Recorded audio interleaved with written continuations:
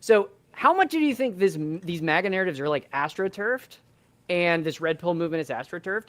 And like, just do you have any like broad thoughts on that? On like why it's so ascendant right now in society? People need to stop seeing these as dichotomies, and they need to see them as multiplicative or additive or whatever, right? People sometimes will come in and they'll say, is that movement astroturfed, or is that like legitimate belief? No, no, no, no, no. You astroturf to create the legitimate belief. Both things are happening simultaneously.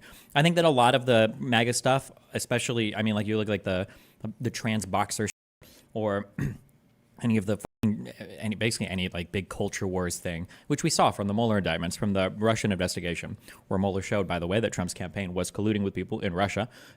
You saw that how Russia operates these accounts, how they push on these social issues in order to divide us on these like particular topics. A lot of it can be astroturfed and pushed, but then once it's astroturfed, conservatives, since their mind is so ripe for intellectual, okay, since you can mind them so easily, they take to these narratives and then they legitimately go out into the world and then they propagate it, you know, like it was told to them by their great-great-great-grandfather.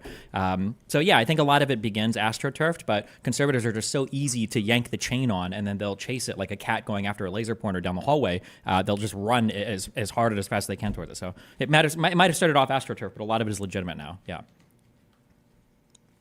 Yeah, I think that's definitely correct. I mean, you see like all these like right-wing nationalist populist groups which came about, and like very quickly you've seen, like, look at TPUSA. What's their catchphrase? Free markets, limited government, like individual liberty. Like, is that visible in any of the rhetoric? I don't know if it was before, but it certainly isn't now. Charlie Kirk never even says the words free markets anymore. He talks about tariffs, and he talks about all these social cultural issues. And it seems like, you know, the Trump movement created just a couple talking heads like Tucker Carlson, and very quickly all these people just flipped on a dime. You see Vivek Ramaswamy trying to, I think, tie the bow and connect it. He says, and JD Vance says the same stuff, which is, you know, whenever times are good, yeah, we can have freedom, but times are bad now. And so now we can't afford actually all this freedom stuff. Yeah. We need the state to support us in this war, you know, fight for our very existence. Mm-hmm. Yeah, it's super cringe that it's like when you think of like history books and you read it, you're like, how do these fucking idiots like fall for Hitler? Like, LOL, how stupid must the Germans have been? And then like you look at Donald Trump and he's like, the media is the enemy of the people. And it's like, oh, well, Yeah, that's like right. it's like the most fashy 101 type of statement you could ever make. Like, Jesus, that's a pretty extreme thing for the president of the United States to say, I'm going to sue all the media so they can't criticize me. Okay, that's kind of weird. Yeah, it's just, it's beyond like ridicule. Yeah. Yeah, no, I agree, and it's honestly really shocking to me to watch. I mean, I guess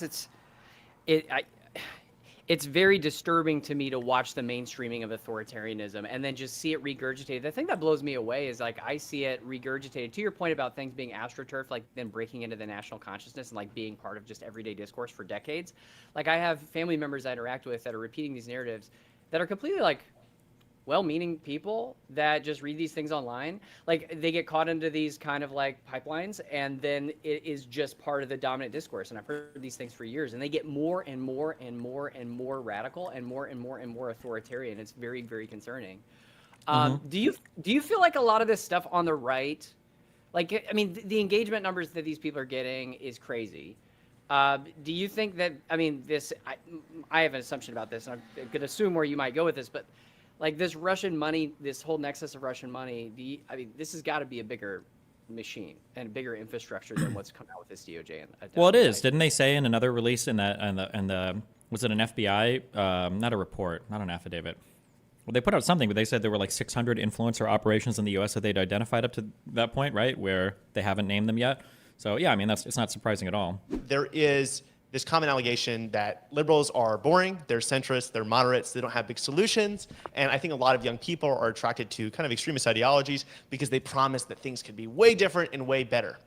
What do you think about that? And do you think there's any examples of like really big liberal ideas that we could use to inspire people and attract them to liberalism? No, you have to do the homework and you have to understand what the fuck is going on. The issue right now is that we're in a society where we have largely solved a lot of simple problems, okay? We typically don't black people, we don't send gay people to conversion therapy, women are allowed to vote and go to school. Like a lot of the very simple stuff we've more or less solved, or we've made a of progress on. So now the questions that are before us are far more complicated, and they require a more complicated answer. You're taking a guy, you know, who's in the year 1920 who weighs 400 pounds, and he's expecting an Ozempic when what he needs is 2 years of like diet and exercise. When you talk about fixing problems in like say like the Black community, like the answer is going to involve caring for the family so that it's not just like a single mom working 3 jobs. It's going to involve like education at an early age. It's going to involve funding for childcare. It's going to probably involve some nutritional or dietary component. It's probably going to involve some changing of like transportation in the city. Like there are all these things that have to be addressed, and people are just looking for like the silver bullet. Like why would I waste all this time on a Black kid, you know, when he's 0 to 18, when I could just give him affirmative action when he's 19? Like boom, that should solve everything, right? No, right? It's just all of it, and that's just one of like a million things, you know, whether we're talking climate change or vaccine policy or whatever else. Like everything is very, very, very complicated now, and the solutions are equally complicated, and you have to have a good understanding of these things. But when you can just get up there and promise a simple solution to things, yeah, it's way more attractive, and populists are very good at doing that, especially Donald Trump right now. Yeah. I actually think no, I couldn't agree more. The incentive structure is incredibly complex, and it's like 10 times harder to get people to buy in. But I think there's ways, like from a communications perspective, to like brand complicated policy solutions as something simple and digestible. Right. And I actually think the YIMBY movement has done a good job of this, because like YIMBYism as a philosophy is a diverse slew of different policy options, and many of them, you know, even YIMBYs in the movement don't like have full, like they're not Right. all aligned around their ideal solution. But they basically branded it like, oh, we're about building homes, hard stop, and this is how we Right. fix the problem. It's a supply side solution. So that's kind of the way I think is best to approach Right, it. right. Like, I mean, really it's dumb like it down. it's land use regulatory reform. Like, what is a parking mandate? Most people don't know what that is. Yeah. I mean, I'm optimistic. I think that I think you're totally right that the truth is complicated, right? The world doesn't come with like some sort of simple ideological solution. But I think there probably is like a simple liberal story you can tell about like individual empowerment and choice, which can be helpful. And I think that you see that sometimes, right? Like I think like people that advocate for basic income, people that advocate for the child tax credit, that is redistribution, but it's redistribution that puts power in your hands. And there's a lot of examples of that. Like you could talk about healthcare, right? In a lot of countries around the world, liberal parties have created healthcare systems that are universal, but you still have choice. And like that's a really, I think, American thing. You know, like the left talks sometimes Yeah, but about since conservatives are allowed to live in another reality, like a conservative will shamelessly tell you that those healthcare systems are all broken and don't work. Like they'll just tell you this. They'll just right. say it. No, I mean, conservatives, that's by far the most most pressing issue. But I think there's also an issue in like certain blue states where like the ideology is wrong. Like you look at a place like California, they get a lot of things wrong.